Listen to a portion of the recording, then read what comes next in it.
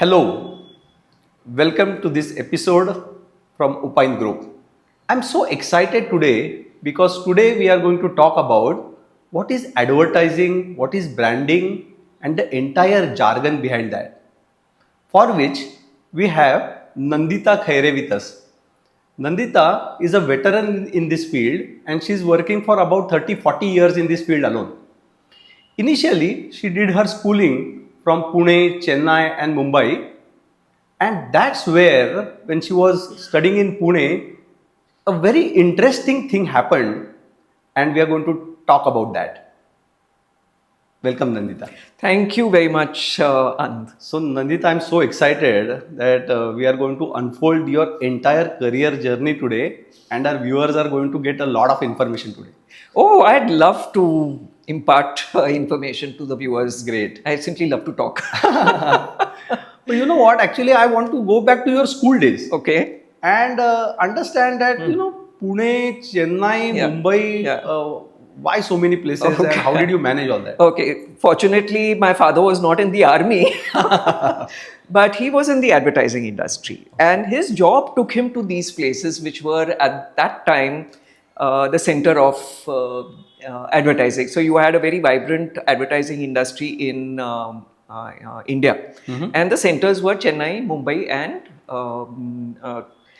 not Pune. Pune, we happened to come there because my dad used to work in Mumbai. Okay. But initially, my schooling was in Mumbai, so he used to work with a very, at that time, the number one ad agency, which was called as JWT, J. Walter Thompson. Okay.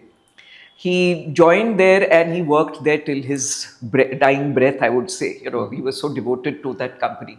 And then afterwards, we moved to Chennai. So Chennai was again also a shift. And then afterwards, my parents decided to come and settle down in Pune because my grandmother was here and they loved Pune and the environment. So he used to do up and down. So your Pune. schooling changed just because Yes. the family. Yes, absolutely. And though I would have loved to stay back in Chennai. But an interesting thing I heard, we were talking last time that there was some thing spectacular happened and you started exploring. Yeah. What was that? So after finishing schooling, that is in those days it was the 11th standard. So then I joined Ferguson and all that sort of thing. And at that time, my parents were always a little different. So they told me, they said, would you like to go and explore the world or rather travel? I jumped. So they said, take off. So I left college. Oh, wow. And I know that you were doing good in studies. Yeah, I was a good student in terms of, let's say, I scored very good marks in subjects like logic and all that. Okay. But so then I just took up and I just went traveling. I traveled alone. I traveled with people. And so it was going south, going north, and so on and so forth. And discovering, and then finally, of course, then I came and I think that a travel urge was satiated. Great. And then afterwards I came and And this was for what duration? It must have been for about 3 years. Awesome. Yeah. So so Yes. a different world and Totally. a whole set of experience. Yes, absolutely. And whatever you worked on after that, did you figure out in this traveling duration? Well, not really, but yes, I went and worked with a community of block printers in a place called Bhairavgarh in near Ujjain. Then I worked with some painters somewhere so it was related to art and, crafts and so on and so forth. Great. I never went to a place only to go and, dip my feet in the water or hedonistic travel. No, it was all to learn something and to explore something. Okay. So how did you figure out that advertising is your field? First, let me tell you very, very clearly that it is in the blood. Okay. So, you can't deny that. So, since my mother and father met in JWT, they got married. It's an inter-caste marriage, so to say. I mean, I wouldn't like to use those words, but he's a Malayali and she was a Maharashtrian. And she was a full-fledged Karadi Brahman.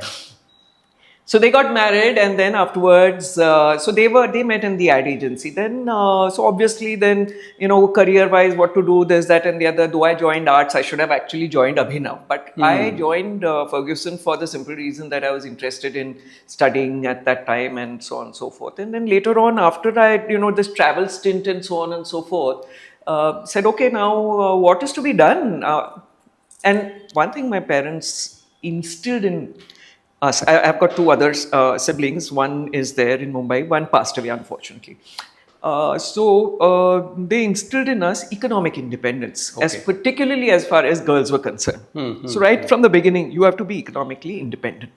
So that was drilled into our heads, fortunately, and then said, okay, now what am I going to do? So what is the, I would say, what are my strengths if you have to do some sort of a SWOT analysis. SWOT. So one of them was, of course, the fact that art was very much, my mother was an artist. She was a fine artist. And my father was a commercial artist, both studied in JJ. So obviously it was now only thing whether to do fine art or commercial art. But I opted for commercial art, and I started doing little what you call design assignments. And this was all I was trained under my father for this. So I didn't go to a formal school because to them, they believe that any formal education kills the talent or, streamline. Though I have So experiential learning. Yeah, but primarily, I sort of, I don't agree with it now in retrospect because I feel you need that time. But they were, of course, that time was such that they were all thinking that way. A lot of the... And everything has its own value, but you got in that route. Yeah. Okay. So that's how I got into... Now I have a question on, before we go too deep into this, what is this field? Because me and my viewers, we use this very casually. What is advertising? What is marketing? What is this social media? What is branding? Right. Sometimes we say marketing, sometimes we say sales. That's true. So some people, with due respect to all, some people might be very clear about it. But many others, they use these terms, very used very loosely. Yeah, I mean, so could you please explain? So if I have to tell the viewers, marketing is largely what I would call the umbrella. Under marketing will come branding and advertising. So now let me, make the connections. Sure. See, once upon a time, before the onslaught of all these communication mediums, we used to do more of selling. Right. Communication was limited because, the platforms were limited. Advertising is actually paid communication. So you pay to put a message in the newspaper. That is called advertising. Plain and simple. So in those days, advertising was only limited to billboards, to films, commercial films. That came also much later. Print and radio. Actually, it began with the radio. So you paid to have a company paid to have their message or their product on this medium to communicate to the masses. So it was called mass communication. So these are the platforms for. Advertising is what? Advertising is the way in which you will, specifically you're paying for it. It's not free. So they call it the paid media. So that is the meaning of advertising. And of course, today also, when you advertise, even on Facebook, when you buy advertising, it's called advertising. And that's a clear message you have about what you want to sell. Correct. Basically. You can't say that somebody spoke about something and I'm advertising it. No, nobody's paying me for... unless, of course, you happen to be paid influencer. Then it is, the dynamics are different. All the efforts which are paid and it is towards getting your product or ideas, sell that basically. Yes, to make the audience aware of it. So they should know about it. And then what about branding? Okay, now interesting part of it is that all marketing, advertising, branding, do you know where they were born? They were born in the US. No other country will be as good as these other than the US. So you have to really give it to them that they knew all these. Father of branding is also from the US. So what actually is branding? Man, who is? He's a guy called, He's from PN. He was in Procter and Gamble. Thomas something. I forget his name. Then he went on to becoming the Secretary of Defense also. Very interestingly, he used to work in PNG and he wrote a memo. And that memo said that we need brand men to work on the product, which was ivory soap. Oh, interesting. Okay. So now what is brand men? It means you communicating. You're organizing all kinds of events and you're doing all the advertising and so on and so forth. So slowly over a period of time, this branding, got more and more refined. It's all about now creating a certain kind of an image in your mind. Okay. So that's all. So everything, the moment you give it a name and you start talking about it, the branding process has started. Okay. So all these come under the larger term marketing, as you said. Yes. So advertising and Yes. branding, which help Yeah. you promote your product Absolutely. or idea, Yeah. or create an image. Yeah. Awesome. And so you have your brand, and advertising is one method to promote your brand, or rather to communicate your brand. Okay. So that's as simple as that. So I have a very, I don't know whether to call it foolish or not, but a question. See, people create their products, Yeah. and there is a belief for all the manufacturers of the world, so to say, that if my product is good, it will sell. Yeah. Then why create this advertising and branding? Very good question you asked, Anand, because I used to face this problem in early days of my career. When I started an ad agency. See, after graphic design and all that, then I straight away jumped and I started the ad agency. And one of the first things that we used to go, and Pune being a entirely manufacturing city, oh, we don't need, our product is good, people will come to us. Yes, that is when you are in a very, very monopolistic situation, when the what you call, see, for example, you imagine a world where there is only one player. You will say, why do I need branding? Correct. But what is branding? It is about creating an image in the mind. The moment I have two soaps in front of me, or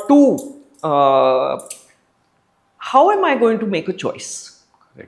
Correct. So the branding process has started. One guy will say, no, I'm better than the other guy.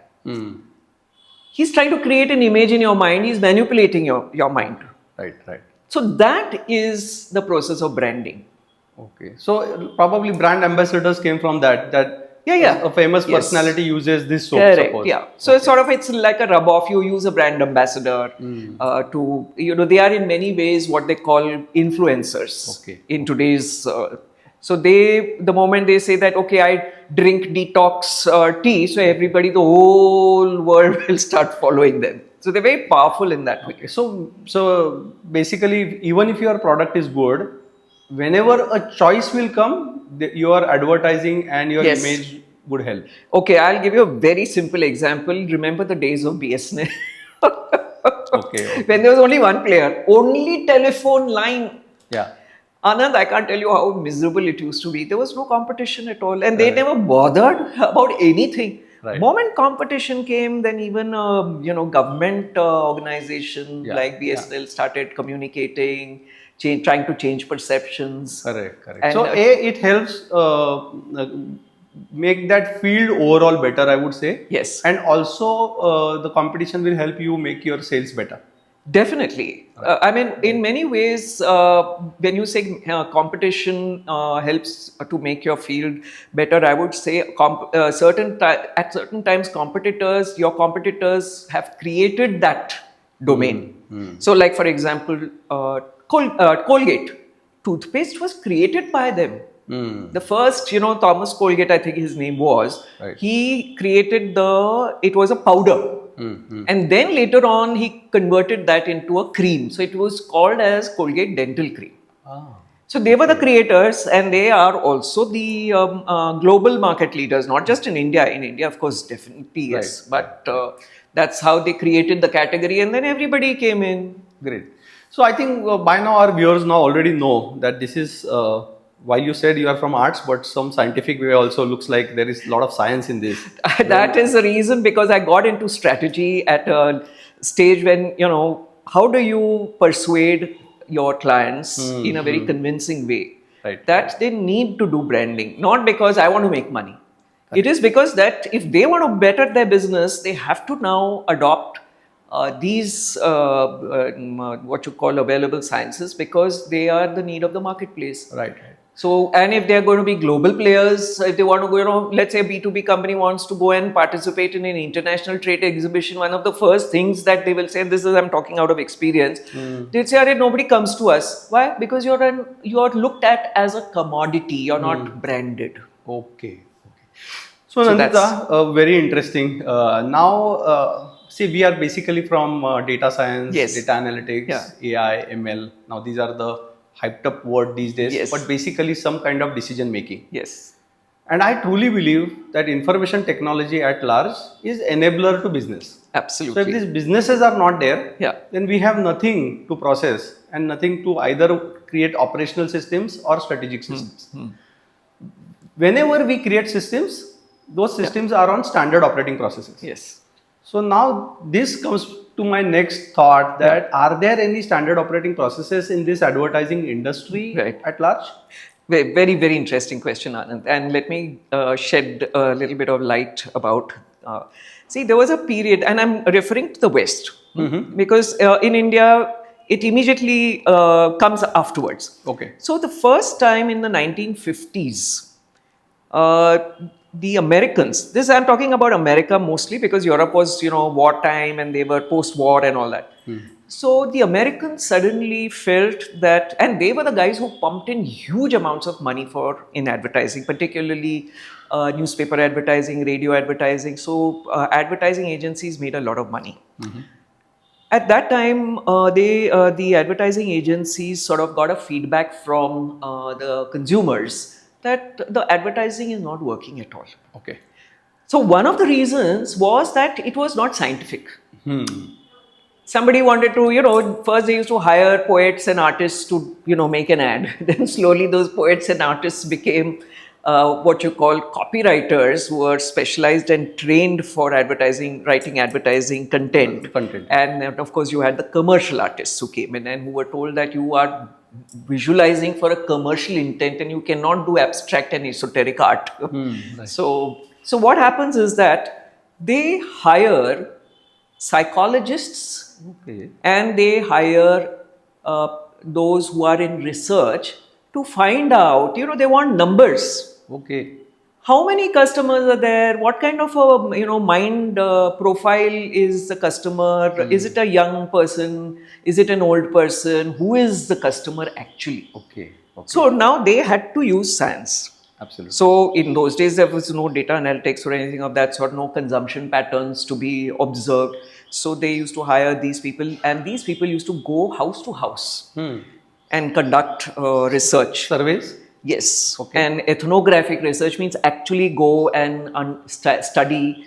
You go and you'd have focus groups. Then you go and do direct interviews, and so there were all these methods, and which they collected data collection basically. Correct. Then data collection came in, and then you have to sit and analyze that data. So they used to use some statistical tools at that time, which were there, no Excel and all that kind of a thing, purely paper and pencil. And I suppose they used to come out with certain observations. This is what happened, and so on and so forth. Now, if you want, I can tell the viewers an interesting story. You want me to say? Oh, yeah, sure. All right. So, viewers, the story is that instant coffee was launched first in the US. All right. Okay. Now, what should instant coffee do to the housewife? Make her really happy, no? But it made her sad. So the instant coffee makers, at that time said, what is happening? And then they had to take the help of researchers. And then they found out that housewives suffered from a guilt factor. That they're not putting in effort to make coffee, so they will love their family less. Otherwise, they used to grind the coffee. Right. And instant coffee was instant, so it was like, you didn't take enough effort to, give coffee to the family. So there are these sort of things which used to affect and how do you find it out? You had to do research, you had to find out, trends and behavior and so on and so forth. So I would say, Quite interesting. yes, it began. So that has been there in the US with the big agencies, even in India in the 50s, 60s, and all. But it never was there in the mid-sized agencies, because the mid-sized agencies in in India and the smaller agencies like mine and all, we never had those kind of I would call resources. Okay. No, there was no human resources were not there. Even if there were some human resources, they were all taken up by the big daddies by paying big money. So, to answer your question, Right. this is how. So basically now we know that Yes. what is advertising, what Yes. is branding, why do you need it? Yes. I also now understand there is a process and it came Yes. hard like for surveys and doing all Yes. this data collection. Yes. So today, are there any softwares which are used for this, or is it still manual? Okay. To all those people Yeah, yeah. who would like to get into this field, Right. what kind of processes do they need to know and try Right. to learn? Okay. I would say that most of the advertising agencies now do not call themselves ad agencies. They have repositioned, I would say, themselves as being as technology companies, because now there's a lot of technology which has come in, Yeah. and clients want that. See, they want every campaign, if they're spending, let's say, about 10 crores, 20 crores in one season on advertising, then they want results. Right. They don't want some vague results. See, earlier on, that media which was used at that time, where actual spend happens, like your billboards, newspapers, it had no measurable numbers. Okay. I mean, somebody used to say, okay, our readership is so much and our what you call circulation is so much of a newspaper. How does the newspaper know? Correct. So they used to rely on the printing guy who used to print the newspapers. He printed so many there. One day he could print even 5 lakhs and then Yeah. say today are at this thing, and has happened. Oh. Again, television. Very, very effective medium in the 80s and the 90s after television came, but how do you measure? So they had some method. Even today, it's not accurate at all. I mean, they do what is called as having meters into people's homes as to which. But when you look at digital, you have a measure. Absolutely. So that's the difference. So what used to happen is that now clients say we are spending, and now spend has shifted more towards digital, and therefore there is an this thing given, rationale given, or the explanation, or rather numbers given.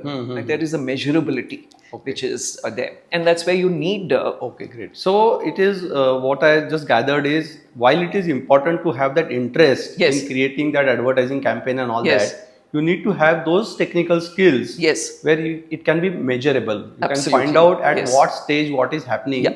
so that you can answer the questions which you asked, that who is my viewer. Yes. So I'm not even saying customer initially. Who is my viewer? Yes. Who is watching at what age group? Absolutely. In which geographic area and all Yes. those things.